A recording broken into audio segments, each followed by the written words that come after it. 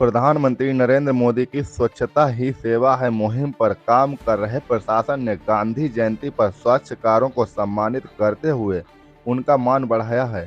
इस दौरान आमजन से सफाई व्यवस्था के स्वच्छ कारों के हवाले न छोड़कर खुद के हाथों में संभालने का आह्वान किया गया। सोमवार को राष्ट्रपिता महात्मा गांधी एवं पूर्व प्रधानमंत्री लाल बहादुर शास्त्री का जन्मदिन हर्षोल्लास के साथ मनाया गया। देश भर में जगह जगह दोनों ही महान विभूतियों को याद कर उन्हें श्रद्धांजलि दी गई।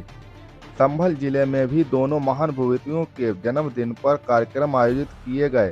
सदर कोतवाली इलाके में भी रामलीला कुरुक्षेत्र मैदान पर राष्ट्रपिता महात्मा गांधी की जयंती के अवसर पर स्वच्छ कारों को सम्मानित करने के लिए कार्यक्रम आयोजित किया गया। मुख्य अतिथि मुरादाबाद मंडल आयुक्त अंजने कुमार सिंह ने यहां पहुंचकर स्वच्छ कारों को सम्मानित किया। उन्होंने कहा कि शहर के रामलीला मैदान में जिस तरह की व्यवस्था की गई है, वाकई में राष्ट्रपिता महात्मा गांधी को इससे बड़ी श्रद्धांजलि नहीं दी जा सकती है। मंडला आयुक्त ने कहा कि प्रधानमंत्री नरेंद्र मोदी की स्वच्छता ही सेवा है मुहिम के कार्यक्रम लगातार चल रहा है और आज इसी के चलते स्वच्छ कारों को सम्मानित किया गया है। उन्होंने कहा कि आज स्वच्छ कार्य जिस तरह का कार्य कर रहे हैं वह बहुत ही बड़ा कार्य कर रहे हैं। उनके बिना समाज की गति रुक जाएगी। उन्होंने कहा कि स्वच्छता ही सेवा है मुहिम लगातार चलती रहेगी। अभी और कार्य करने हैं। सड़कों के किनारे जगह जगह कूड़ा इकट्ठा है, उनको भी हटाने के लिए प्लानिंग चल रही है। इसके अलावा नालियों में पसरी गंदगी और प्लास्टिक को भी हटाने की योजना बनाई जा रही है। मुरादाबाद मंडल आयुक्त अंजने कुमार सिंह ने कहा कि शहर को सुंदर और व्यवस्थित बनाने के लिए पार्किंग जोन, वेंडिंग जोन के अलावा सेफ सिटी बनाना प्राथमिकता है। साथ ही पूरा क्षेत्र सीसीटीवी कैमरे से लैस हो ताकि व्यापारी वर्ग भी सुरक्षित रहें। उन्होंने आमजन से भी आह्वान करते हुए कहा कि सफाई व्यवस्था को वह स्वच्छ कारों और प्रशासन के हवाले न छोड़े बल्कि अपने हाथ में संभाले ताकि आने वाली जनरेशन को किसी प्रकार की परेशानियों से न जूझना पड़े। इससे पूर्व मंडल आयुक्त ने कुरुक्षेत्र रामलीला मैदान का लोकार्पण किया और पूजन किया। Bureau report.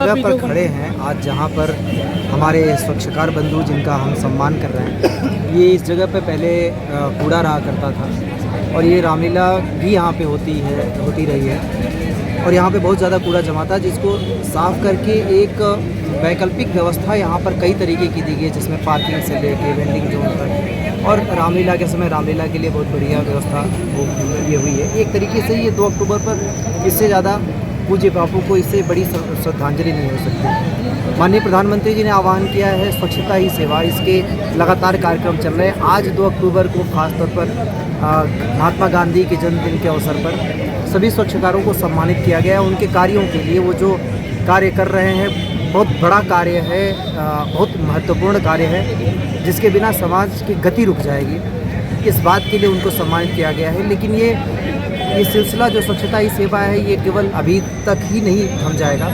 इसके आगे हमें बहुत सारे काम करने हैं और बहुत सारी प्लानिंग भी है।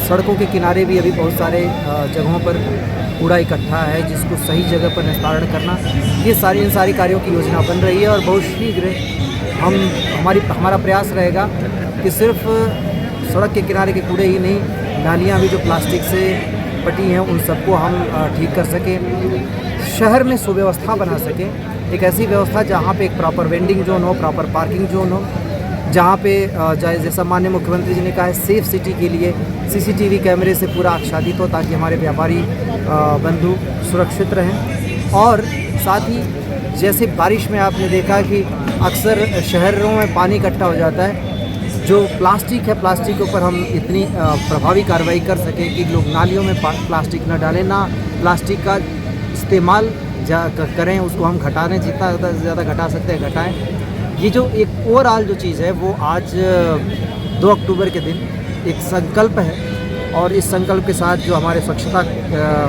सिपाही हैं वो हमारे साथ हैं, हम उनके साथ हैं।